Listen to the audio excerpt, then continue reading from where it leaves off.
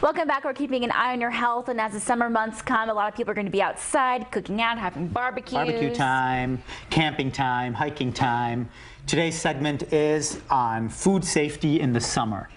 And what we're seeing in the emergency room is a lot more people come in the summer with severe diarrhea and vomiting from food preparation. And any of you out there who have had a bad piece of meat or a one-night stand with the toilet know how bad this can be. You want to die, but you're afraid you won't. Yeah. So this can be serious. So there are a lot of tips here of how we can avoid this. So the first tip I want to give you is to avoid cross-contamination. So what does that mean? That means that you have to think of that raw piece of meat as poison, because it harbors bacteria, it harbors E. coli. And with that, you cannot touch cooked meat. So number one, it starts with washing your hands. So wash your hands. So imagine this. You have a cutting board. You have a raw piece of chicken, raw piece of meat. You cut it with the knife. You cook the meat. After you cook it, you cut it with the same knife that has the bacteria in it. And then after that, you need to use a different set of tongs. You need to use different utensils. And even cleaning products. Yeah, the sponges. I mean, these are dangerous because you can cross-contaminate with the sponges. Use disposable ones. Toss the sponges. This is harboring bacteria. I'm seeing a lot of illness because people are leaving their food out too long. You have to think that there is a danger zone with that temperature. There's a danger zone. It's from 40 to 140 degrees Fahrenheit, okay?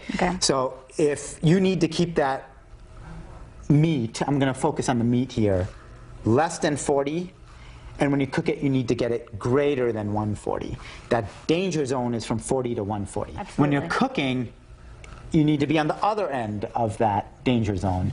Ideally, you want the center of the meat to be 165 degrees Fahrenheit for 15 seconds. And you know where we fall into pitfalls here? We cannot trust the oven temperature, because the oven may be at 165, but the center of the meat isn't getting that way. So what do we need, guys?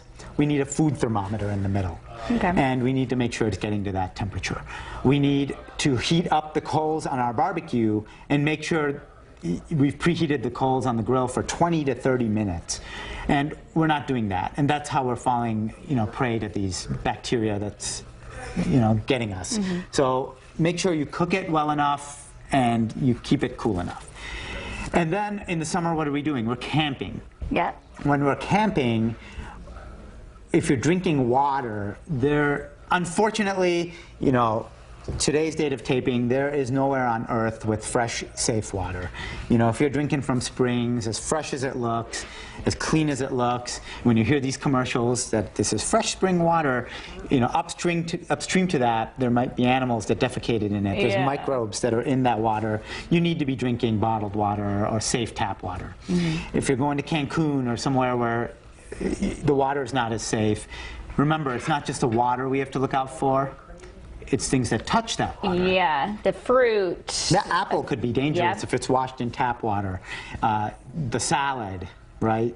The fruit, as you mentioned. Absolutely.